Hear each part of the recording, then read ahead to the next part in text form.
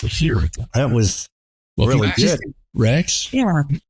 You offer so much, Alexandra. So key. Did you change from medicine to coaching somewhere along the line, obviously? Yeah, I did. Yeah, I don't practice clinical medicine anymit Right. Was that a recent change? I'm sorry, I don't know that question. That answer. No, actually, it was not. It was, I became a coach in 2013. What brought about that change? What made you say, I'm going to go this way now? Well, at the time, I didn't know anyone who stopped practicing medicine other than accident, injury, or addiction. So it was very complicated. I had a lot of shame. Now, since COVID, there are a lot of doctors who leave medicine, but when I did it, I didn't know anyone. It was very complicated. But most of all, the nature of training to be a physician involves basically ignoring. It's a lot of compromise. Let me put it that way. It's standing in the OR without using the bathroom when you need to. It's not eating. I trained when I did 36-hour shifts routinely, and there are laws that prevent that. It's a little shorter now. But the point is that I was steeped in decades of training and practice where I was ignoring my own experience. And I got to a point where I thought, I think another 4 decades of this is going to have consequences I don't want. And I want to reconnect with myself. I want to find my sensuality as a grown woman and mother. And I want to have more joy in my life. And so I took a sabbatical and ended up never going back because during that when you sauteed the onions during the sabbatical? That's cool. It was a little bit after the sabbatical. Mm-hmm. That's good. But around that time frame, you have the right idea, Rex. Yeah. Okay. Yes. Kind of the heart of what I get from what you're saying, is that vulnerability really is the key to emotional connection and intimacy in couples. Right on. Okay. I would think that it's challenging. Do you find it's more challenging for men to be emotionally vulnerable than women? Generally speaking? Yes, but I think women think they're better at being vulnerable than they actually are. Because I love that you agree, Liz, that because vulnerability does not mean a criticism, a complaint, an attack. Like real vulnerability is after I've worked through my feelings and I just am ready to reveal what's true in my heart.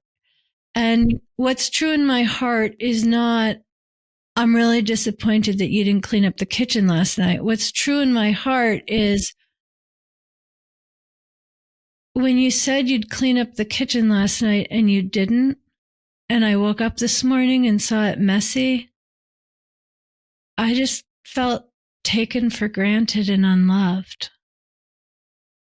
So there isn't really anybody who right off the bat is a full-blown pro with vulnerability, but I think kind of feminine culture goes more in that direction. I mean, I remember early in my marriage discovering a moment where I was like, gosh, I have no idea what I'm feeling or why I'm feeling it. And I'm just letting whatever happen, and my emotions go that way. And it was a really big change for me to start recognizing, oh, I'm upset. I'm mad. Why am I mad? And I could trace it back to something. That was just a really like an epiphany for me. I just want to honor you for that. Like, I get that was huge for you, but that is not something that most men get to on their own. In fact, the way it usually plays out is the woman is saying, what are you mad about? And he's saying, I'm not mad. And he's not trying to hide it. He literally doesn't know that he's mad. And she says, I'm pretty sure you're mad. He's like, I would know if I was mad. So anyway, what you just described is pretty phenomenal. That's exactly how it happened, though. That's so funny that you mentioned that. Just to make a long story short, is I came home one day early in our marriage, and I was upset. And my wife said, "Why are you mad?" And I walked off to the other room, upset. And I remember thinking, I don't even know why I'm mad. And that's what started it for me, is to start considering I am just being driven by my emotions without even knowing it. I was a slave to them, you know? Yes. And the thing is that men think they are the ones who are rational and I'm stoic. Yes. And No. you know how to problem solve and fix things and focus on what's important. And yes, there are a lot of emotions driving them too. This is part of the context why I was a little bit resistant during the interview to just like talk about masculinity per se, because I think men have all these feelings and they're taught not to, like societal conditioning, basically. Yes. By the time a boy is, I can't remember if it's 4 or 6, like they're always exceptions, but in society in general, they're allowed to feel anger and that's it. No fear, no sadness. Women, it's more the opposite, or girls, it's more the opposite. But, you know, it's the rare man who early in the marriage responds to the question, what are you mad about? By considering what he's mad about. And maybe he is mad. More often, this is, 20 years in. And I'm a fan of sovereignty. Like, I don't want to tell a man what he's feeling, but he is not always the one who knows best. Yeah. It was like I said, an epiphany for me, just to be like, maybe I am mad and I don't even know why. And that really was a turning point in me being able to communicate better with my wife, and for her to start, oh yeah, what am I upset about? And it was really great. And then learning to be vulnerable, which isn't always easy. How do you are there ways that you help people be vulnerable? Because I know that's really a difficult thing for anybody, especially with a spouse.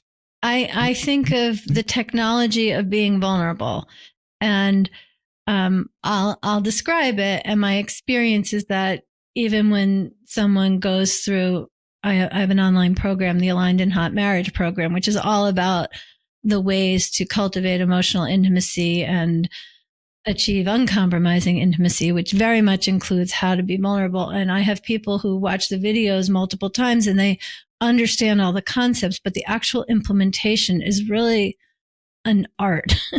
And there's always more growth that's possible. But in terms of how to become vulnerable, well, the first thing is to notice how you feel. And actually, the first thing is to not feel good one way or another, or have some kind of an awareness, like, I see the dishes aren't done. Like that's where it starts in that instance. It can start really anywhere. And then, okay, what is the emotion underneath? And you want to go upstream to where you get to something that really is essential. And in the context of vulnerability in marriage, it's really essentially about me. With that example, it's like, I feel taken for granted and unloved. Now, that is never what my husband intended. That wasn't the communication he was making, but that really is the vulnerable experience. Like that's what's vulnerable about that. Telling him he should have done it and he's out of integrity because he said he would. Those are communications, but those are not vulnerable communications. So the point is that there's a lot of self-reflection to actually identify what is the thing I actually want to say. Because if what I want to do is give him feedback on his behavior, great, there is definitely a place for that, but that's not a vulnerable communication. That is feedback on his behavior.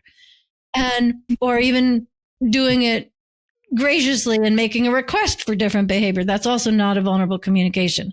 The vulnerable communication is much more, revealing so that into me he can see that this was my experience, that he would never know that him not doing the dishes resulted in this for me. And so once I know what I want to say, then I'm going to ask if he's available for a vulnerable communication. And he's either going to say yes or no, which in a committed marriage really should be not yet. And you can make a plan for when it happens. And then when it happens, the very first thing I'm going to say is why I'm making this communication. Because if I just make the communication, there's still the risk that he's going to get defensive or shut down or feel guilty or judged.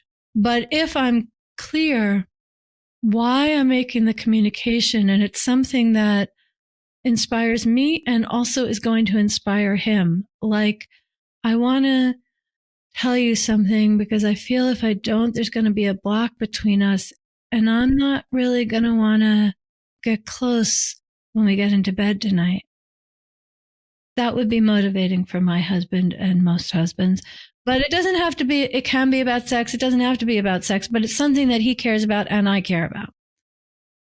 And then I'm going to share whatever the actual vulnerable communication is.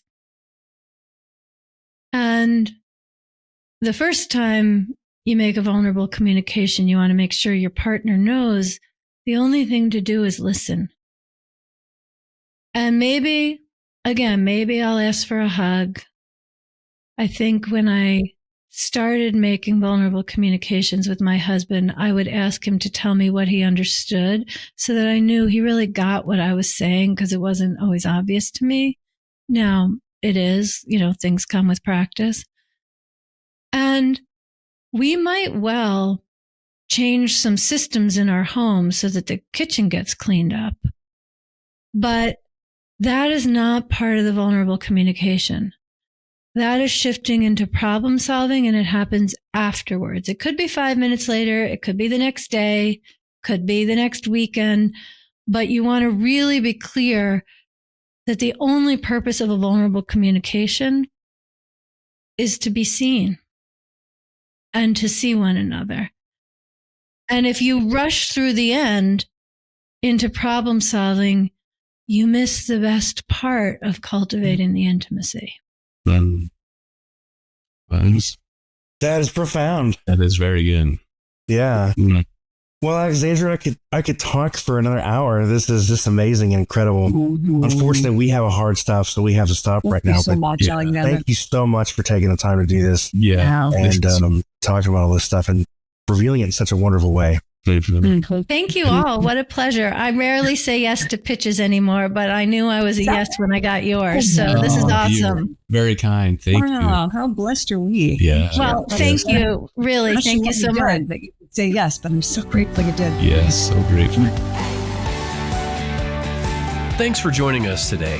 Hey, do us a favor and take a second to subscribe to our podcast and the Utah Marriage Commission YouTube channel at Utah Marriage Commission, where you can watch this and every episode of the show.